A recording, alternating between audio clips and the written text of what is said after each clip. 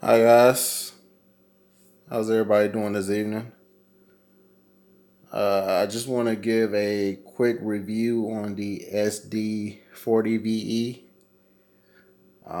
Touch on some things. I kind of been doing my research on this gun. Picked it up. I finally picked it up from Academy Sports today. Um, got a very good price on it. $279 online, and they actually had it for $279 in the store. Still probably came out cheaper online because of the sale taxes, but that's neither here nor there. It's a few things I want to touch on. It's a lot of people that's been comparing this gun to a Glock, and I kind of want to disagree with that. I'm not knocking the gun, otherwise I wouldn't have picked it up myself. A buddy of mine, he has it and he swears by it, so for the price, why not? Um, Plus, I'm kind of a Smith and Wesson fan myself, so. But just to compare it to a Glock, everybody knows the story about how this is supposed to be a clone of the Glock, and how Glock sued Smith and Wesson. Yeah, do your own research about that. I'm not gonna get too much into it, but allegedly it's supposed to be a clone of a Glock. So, I encourage you to do your own research about that. Um, I just want to touch on the things that people want to compare it to a Glock, and for me, I'm just gonna say what everybody else has been saying. The trigger pull is horrible. I've been kind of like dry firing a few times today with this thing, and trigger pull is horrible, man. And I could tell just by dry firing that I'm gonna be pulling a lot to the right with it, unless I make some minor adjustments. So I'm definitely gonna take it to my local gunsmith and have something done to that trigger. So if you ever pick up one, the sd9ve or the sd40ve, like myself, tell you like what everybody else has been telling you. You gotta go get that trigger job done. You gotta do some modifications to that trigger. Put this camera down for a second. Excuse me. Uh, Sorry about that. I'm not the best camera guy, so I'm gonna go ahead and try to do something with this camera. Guess I might have to hold it, but yeah, it's been like a lot of play, and I'm sorry. It is empty. It's for you safety freaks out there. No magazine in here. Definitely empty down the barrel. So the Glock as well. So all you safety freaks. And this is a Glock 32. And I just kind of want to compare the trigger pull. So yeah, let's get to it.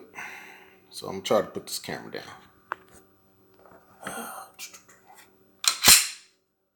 All right. So bear with me, guys. I'm doing this with my left hand. And it's in, and we already cleared it. It's empty. So, but look how much play is in that trigger. You know. So right now we probably at like a 10-pound trigger pull, and for a guy like myself, I've been in the military for years. Um, that trigger pull is everything. You've been in the military, law enforcement. I'm gonna tell you something, man. That trigger pull is life. It determines a lot about accuracy. You know, that's a lot of play in that trigger pull. You know, and it doesn't function like a Glock. You know, so if you just really can't compare the two. The Glock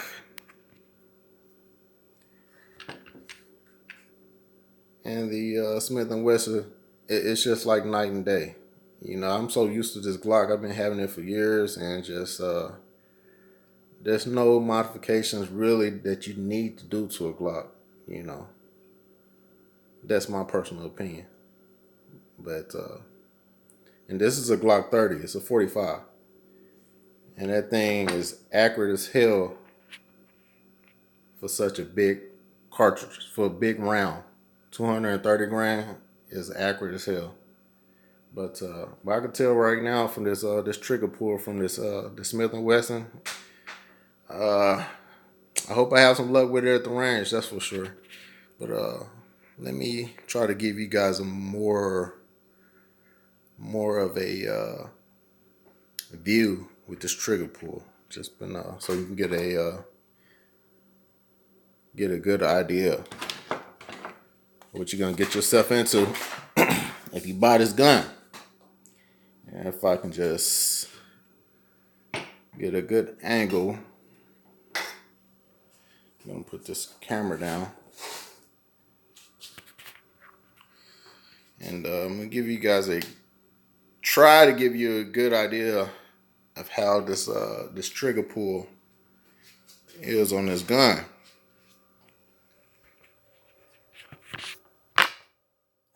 My God.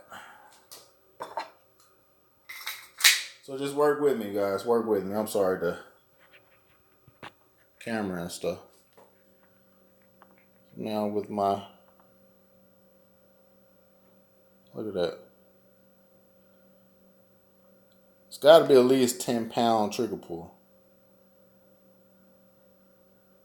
Boom. See? If it's this heavy, and I tend to pull to the right with this, which means I'm going to have to use less of my finger and definitely more control of the gun in order to get some really good accuracy with this gun. That's exactly what that means. Now, I've been looking at guys on YouTube and shooting this gun, and I believe half of them are amateur shooters and the other half is just the trigger pull. That's my personal opinion. I've been seeing a lot of guys just really didn't look like they really had control of the firearm itself, and the other half is just like I said, it's the trigger pull. But sorry about this crappy video, man. I'm just trying to give you guys some good feedback and my point of view before and try to touch on some things that everybody else didn't really touch on in these other videos. So I'm just trying to help out, man. Trying to give y'all some constructive information that I found that a lot of people really wasn't putting out there. And just to compare it to this Glock, like I said, it is empty again, no magazine. So again, for you safety freaks, well, let me put this camera down again. I'm gonna try to show you guys this. Everybody knows how the Glock trigger works. So what I mean. The thing is just it's smooth as hell. You can do what you want to do, some modifications, but to me, like I said, is really not necessary. So let me give you a quick example. Oh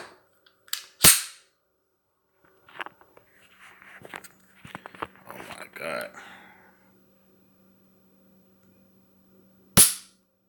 So that's smoother than a baby's bottom, man. It don't really get any better than that. And this is a 45. Imagine you dealing with a Glock 19 or Glock 17. You could just imagine the accuracy. The one thing I do give this gun over a Glock is the sights. And the sights is probably a little bit better than what's on the standard Glock, unless you do some modifications. But this thing, standard, just coming in straight out the box, the sights is pretty much dead on. It's, the sights is just,